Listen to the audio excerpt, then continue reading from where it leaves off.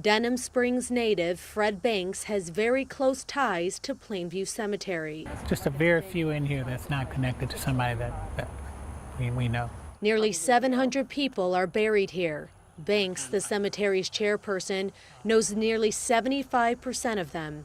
He used to be one of my Sunday school members. This more than a century-old community cemetery sits on a quiet road off Highway 64, less than 2 miles from the Amite River, which caused it to be a direct target for destruction from the 2016 August floods, where these once peaceful grounds were drowned with more than 4 feet of water, the worst hit cemetery in Livingston Parish. Caused caskets to come up, vaults to come up, and they just went everywhere. We had more than 200 bodies to come up. I mean, the actual caskets came up. Floodwaters carried the bodies all the way back into the woods. That's been a major task to try to get all those back in place. Most of the bodies are in place now.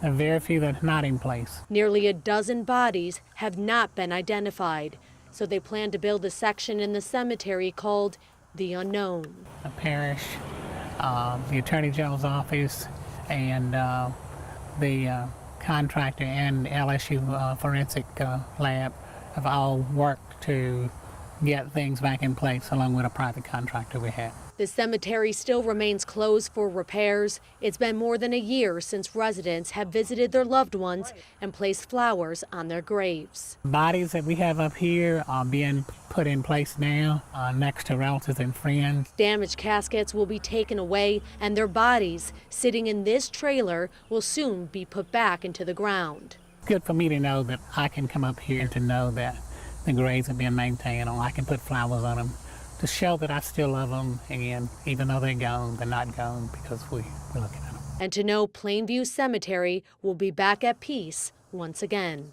In Denham Springs, Carla Pisono, Local 33 News.